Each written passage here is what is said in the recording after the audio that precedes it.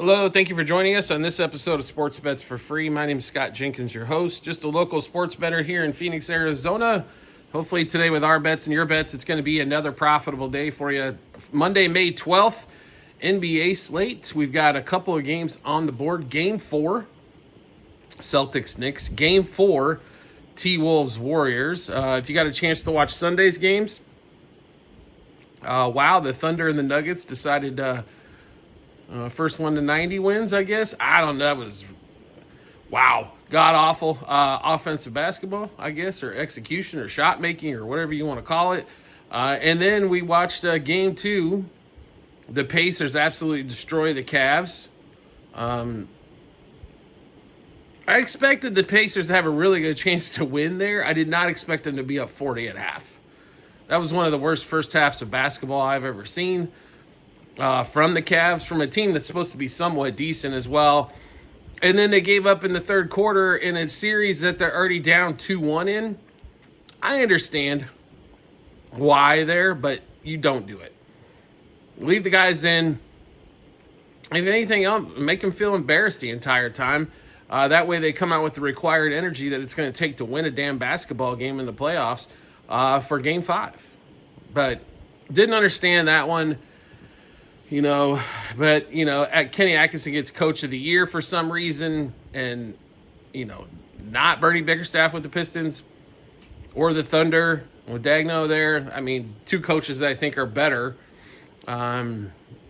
overall. And then, like I said, is Pacers just run up and down the floor, do whatever they want, whenever they want. And the Cavs had no response for it. Defense has been optional for them most of the year. They keep talking about how this defense is good. Now, they have good paint interior defense. I don't think their defense on the perimeter is good at all, to be really honest. They're tough in the middle, but I don't see what everybody else is seeing, I guess, on total over our defense. I love Mobley. Jared Allen's a good rebounder, but other than that, if you looked at a lot of their games, it was 130, 120, 140, 120. I mean, it was just ridiculously high-scoring games, and they seemed to give up a lot of points. They crushed a lot of teams, so therefore there wasn't necessarily true score probably at the end of those games, as it was, third-string guys basically playing. But anyway, like I said, I didn't see the perimeter defense. It wasn't there. Siakam got off early. Halliburton still didn't do anything. Let's be honest here in this one. He didn't do anything. Miles Turner was still a beast. We told you Miles Turner's been a beast in that series, so congratulations to the Pacers. They're up 3-1, headed back to Cleveland. So we'll see if they can win Game 5 or if it's going to take 6 to go back to Indy. About a 90% clip or so, teams that are up 3-1 end up finishing that series out. I don't think, Donovan Mitchell's not there. Obviously, he got injured. Bennett Mathurin got ejected his first minute into the game. They got to keep a little cooler head there, I think. DeAndre Hunter everybody talks trash, so you got to keep a little bit cooler head. But that being said, we got the two games going on Monday night, 7:35 Eastern time, Celtics-Knicks. So we saw the Celtics shoot so god-awful the first two games that the Knicks were actually able to scrounge out 2 games on the road. Now, Game 3, we saw the Celtics shoot well from 3. And guess what happened? They blew the Knicks out. So what are we going to see here from the Celtics? I think it really depends on what you see from 3. I mean, that's what this whole series has been about. Even though the Celtics shot so bad from three-point line in the first 2 games, they were still up 20 in both games. So what do we think? The Knicks are right. I mean, we were on the Knicks for Game 3. Their energy level was god-awful. It was just bad. You have a chance to step on your opponent's neck. If you don't come out more hyped in that game than they do, that's your fault. And that's what happened to the Knicks here. And I'd be really honest here. I think the Knicks are searching for what the hell they're going to do that they're not going to be down at least 20 again in this Game 4. Tatum only scored, and Tatum only had like 17 points. He hit like 5 threes. He couldn't buy a 2-point basket. Didn't get to the free throw line at all. But, guys like Pritchard stepped up. Porzingis still hasn't done anything, and they still demolished him. And I still can't believe they've got Porzingis' point line at 8.5. He had the best game he's had so far this series, and that was at 5. So really, okay, I appreciate the under on that one. Is under par at like 13.5. Just begging for more unders there. Anyway, Celtics favored by 6.5 on the road. 208.5 roughly the total. Let's give you all the plays we got in this one. Celtics minus 1.5 first quarter, 3.5 first half, 6.5 for the game. Porzingis under 8.5 points. Peyton Pritchard 10 plus points. Miles Bridges and OG Anunoby both were disappointments in Game 3. We don't expect much out of him in Game 4 either. Both under 14.5 points. Peyton Pritchard 3 plus threes. Tatum for 4 plus threes, as he did have a good 3-point shooting night. Tatum under 10.5 rebounds. Once again, they put it at 10.5. This line needs to be at 9.5 because I think he can get to 10. I think that's about where it stops, though, for him. Tatum under 44.5 par. We're also going to play Porzingis under 13.5 par. And then Pritchard over 14.5 par. We think he can get a few rebounds or a few assists or something to go with, like 12, 13 points or something like that for Pritchard. So, in that game there with the Celtics. Next game up, we got T-Wolves and Warriors. We mentioned multiple times on our last episode, this might be the most, without Steph Curry, this is turning into the most god-awfully watched series. I can't really watch it. It's one of those ones that, I'll have the laptop going on there probably with the digital go by, but to actually spend time watching Brick City, I don't really have a lot of interest. This game, 10:05 Eastern time. I mean, let's be honest. Where do the Warriors get any scoring from besides Jimmy Butler? The answer so far has been nowhere.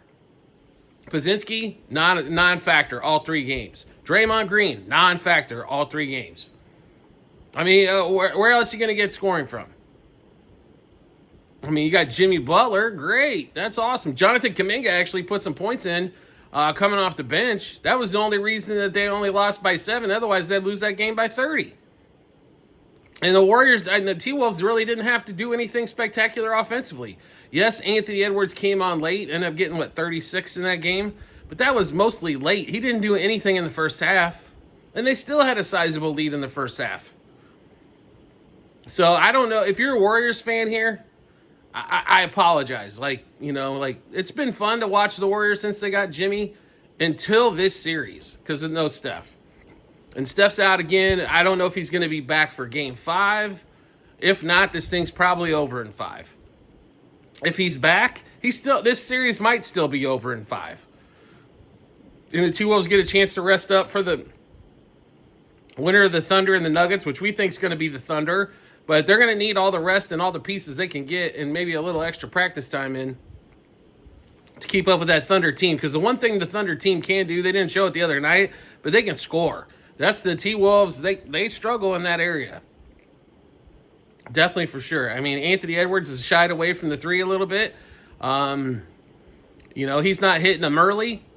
And, Gobert's got such a huge size advantage, but they don't seem to pitch it in too much. Maybe he sees some action here in Game 4 on that. Julius Randle had a triple-double, and everybody's talking about how wonder Julius Randle is.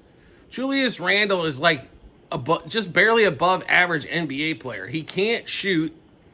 He's 6'9", 10, and he's wide as hell. So he should get some rebounds. But being honest in this one here, not a lot of love for the Warriors, unfortunately. As we think the T-Wolves, they're favored by 5, 199.5 total.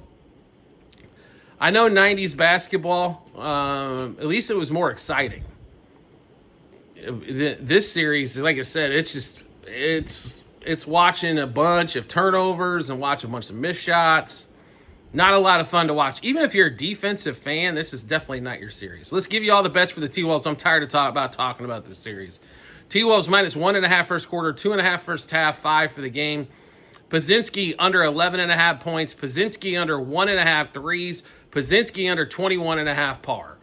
Draymond under 1.5 threes, under 19.5 par. And pars, points, assists, rebounds. And then we've got Buddy Hield under 3.5 threes and under 13.5 points. We're also going to play McDaniels under 12.5 points. Ant-Man also under 3.5 threes. Well, they chuck them up and miss is basically what it's been so far this series and who can get the offensive rebounds, things of that nature.